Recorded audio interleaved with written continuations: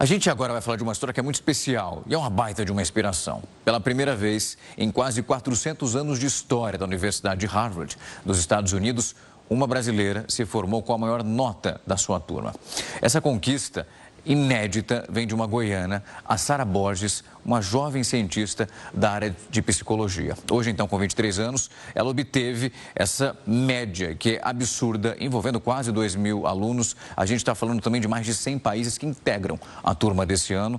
E uma baita de uma instituição, uma das mais respeitadas do mundo. Ela ganhou um prêmio até depois disso tudo. E tem muito mais depois disso que torna essa história ainda mais emocionante e também inspiradora. Eu vou conversar com a própria Sara para falar exatamente como aconteceu essa chegada em Harvard. Sara, é um prazer te receber aqui. Muito obrigado por achar um tempo na sua agenda para vir conversar conosco e falar de tantos feitos. Uma ótima noite. Rafael, obrigada. Eu fico super feliz de poder falar com vocês, então a honra é toda minha. Sara, eu queria, para quem está nos acompanhando nesse momento, entender, porque nos detalhes você vai vendo como essa história tem outras vertentes que são tão incríveis. Antes de você chegar em Harvard, você tinha sido aprovada na USP, foi super bem no vestibular, ao lado da irmã gêmea, que também foi aprovada. Me conta uma coisa, como que aconteceu essa transição de deixar medicina, o curso mais concorrido do Brasil, numa das melhores universidades do mundo também, que é a nossa USP, e ir para Harvard? Bom, eu comecei medicina na USP em janeiro de 2020 e para mim já foi uma surpresa maravilhosa. Eu prestei pelo Enem, a minha irmã acabou não prestando para fora, mas ela fez vários vestibulares nacionais, passou em todos. E por surpresa, assim, nenhuma de nós esperava, a gente acabou na mesma turma, literalmente na mesma sala. Então a gente tinha feito aí desde o ensino fundamental juntos e acabamos começando a trajetória universitária juntas também. E aí depois, 2 meses depois, um dia antes do meu aniversário, em março, eu recebi a notícia de Harvard. E aí foi uma decisão difícil, não foi óbvio para mim que eu deveria deixar a USP de início. Eu conversei com vários colegas e professores, mas acabei vendo que pelas oportunidades que a universidade oferecia, a flexibilidade do sistema americano e também a oportunidade de conhecer gente do mundo inteiro, eu deveria ir. Então acabei fazendo essa decisão. Sara, quando a gente vê esse movimento, quando você chega em Harvard e recebe essa aprovação, você foi para fazer um curso que é de psicologia, deixou a medicina para trás. Quando também analisamos o processo de inscrição, nós sabemos que as universidades, e principalmente tratando de uma desse gabarito, nós temos um processo que é muito delicado para o aceite, para você receber ali a mensagem com congratulations, que eles iriam te receber por lá. Como que foi essa mudança em relação ao curso e também o seu processo de inscrição? Uhum. Uma coisa que muita gente não sabe é que lá não existe medicina a nível de graduação. Então, medicina é um curso que você faz depois da graduação. E eles chamam de pre-med, o que você faria durante os anos de graduação.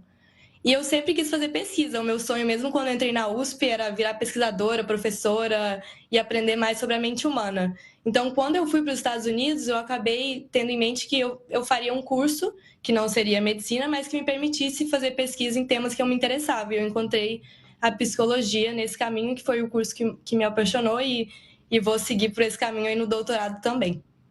Já já eu quero falar desse doutorado, porque quando eu li eu também falei, meu Deus, 23 anos, um baita de um currículo e obviamente olhando para onde você vai, mas isso eu quero deixar para revelar daqui a pouco para o nosso público. Antes, eu quero falar dessa nota, essa premiação que você recebeu, essa alta honraria, pelo que eu acompanhei, me corrija se eu estiver errado, mas é a mais alta honraria que Harvard pode conceder a um aluno que tem a sua nota também entre aquela que chama mais atenção na sua própria turma. Me conta como que foi esse processo e receber essa notícia também. Foi surpreendente, assim. Eu recebi a notícia logo depois de pegar meu diploma e Harvard não faz nenhuma cerimônia, não tem nenhum prêmio físico, eles enviam uma singela carta sempre em relação a todos os prêmios. Então eu recebi essa carta por e-mail e de início eu nem sabia o que era, nunca foi assim meu objetivo tirar a nota mais alta da turma, foi algo que aconteceu devido à dedicação ali que eu punha nas aulas.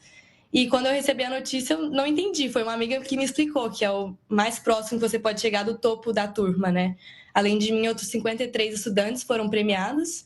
E eu fiquei muito feliz de saber que eu pude trazer esse prêmio ao Brasil pela primeira vez. Você recebeu a notícia, já sabia que nenhum outro brasileiro na história tinha conseguido esse tipo de honraria?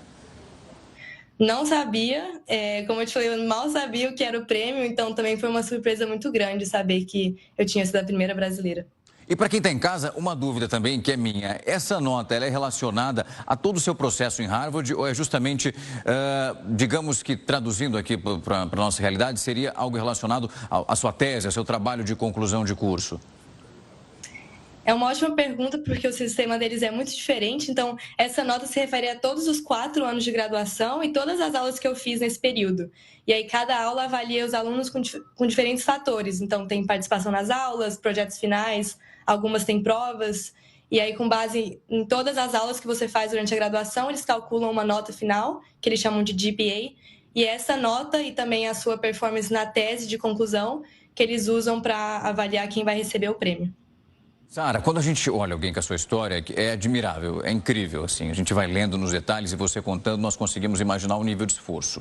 E também a gente fica pensando, você super bem aprovada na FUVEST, consegue entrar em uma universidade extremamente disputada aqui no Brasil, depois consegue essa aprovação em Harvard. Nós tentamos entender, eu queria muito ouvir isso de você. Como que foi a sua rotina de estudos? Eu quero voltar um pouquinho, inclusive, ensino médio. Você sai ali já do colegial e já consegue ingressar na universidade. Como que era a sua rotina em relação a colégio? Conta um pouco desse background que você tem. Bom, o meu colégio de ensino médio era muito voltado para vestibulares nacionais, então eu me dediquei muito a isso. Foi só no meu último ano que eu decidi aplicar para fora. E a minha rotina de estudos era muito baseada em revisão. Então, todo dia à tarde eu costumava revisar o que eu aprendi durante a manhã. Então, isso me ajudou muito, porque quando eu tinha prova, eu não estava aprendendo conteúdo pela primeira vez, eu só estava revisando. Então, eu acabava gastando menos tempo, na verdade, na hora de estudar para a prova. E quando eu cheguei ao meu terceiro ano, eu também já tinha boa parte do conteúdo consolidado. Eu garantia que eu tinha prestado atenção durante as aulas também. Quando eu resolvi aplicar para fora, eu acabei dedicando as minhas manhãs para vestibulares nacionais. Então, eu focava muito nas aulas. Muitas vezes eu passava todos os recreios na sala.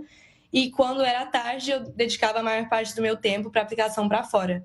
Aí, quando eu cheguei para fazer graduação nos Estados Unidos, eu descobri que o sistema deles é muito diferente. Então, muitas aulas exigem que os alunos, inclusive, façam leituras antes da aula. Isso é bem comum. E, geralmente, a quantidade de leituras é muito grande. E aí eu fui aprendendo que eu tinha que entender o que era de fato exigido de mim para aquela aula. Para algumas aulas o livro é só um apoio, então eu aprendi a usá-lo realmente como apoio quando eu precisava resolver alguma dúvida adicional, e para outras a leitura é necessária porque você vai discutir ela em sala de aula. Então eu acho que entender bem o que era exigido de mim em cada contexto me ajudou a estudar de forma mais eficaz.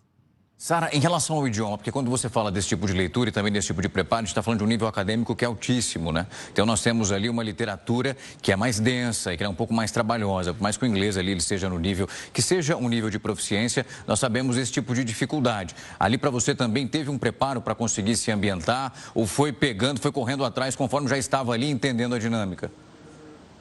Foi muito correr atrás, Rafael.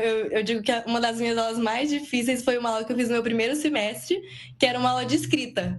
E eu fui colocada na aula avançada, mesmo não tendo feito inglês. Tudo que eu tinha de inglês era das minhas escolas. Então, acabava que muito de escrita e fala eu não tinha aprendido, era mais gramática.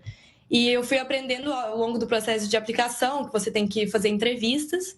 E quando eu cheguei lá, né? Porque você tem que usar o inglês o dia inteiro. Então, você é meio que forçado ali a aprender.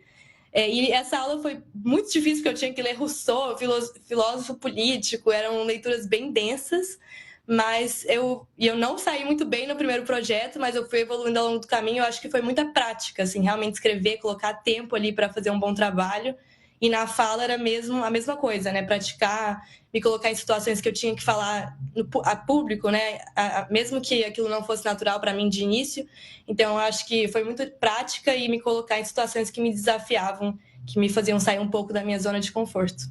Sara, para quem está achando tudo incrível, eu queria avisar para quem está em casa que já tem uma outra etapa, uma outra aprovação. Depois de sair de Harvard, você vai para Cambridge. E ali é um doutorado já? Isso. Eu brinco também que eu só moro em Cambridge, né? Porque Harvard fica em Cambridge, nos Estados Unidos, e agora eu vou para outra Cambridge, na Inglaterra. E lá eu vou começar um doutorado em psiquiatria. É um programa inteiramente de pesquisa, então eu acho que uma dúvida que muitos tinham também é se eu posso ser psiquiatra se eu não me formei em medicina, mas como é um doutorado, não é essa exigência, né? O que é exigido é caso você vá fazer uma residência em psiquiatria. Então, é um programa inteiramente de pesquisa. Eu quero voltar minha pesquisa ao Brasil e a outros países de baixa e média renda, que ainda são subrepresentados se a gente for ver a ciência internacional, e focar especificamente nesse tópico de saúde mental de jovens, né, que foi o que eu foquei na minha tese de conclusão, e agora eu quero estender mais durante o doutorado.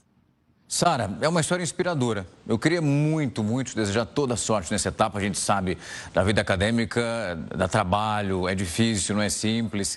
E apesar de, obviamente, todo o esforço, nós sabemos ali também que a parte física e emocional ela é super importante. Queria muito te agradecer por vir aqui contar exatamente, mesmo que resumindo, tudo que você passou ao longo dos anos aqui. Resumindo, foi até rápido, mas ali o nível de esforço para alcançar o que você conseguiu até esse momento é louvável. Mais uma vez, parabéns e muito obrigado. Toda a sorte do mundo agora lá em Cambridge.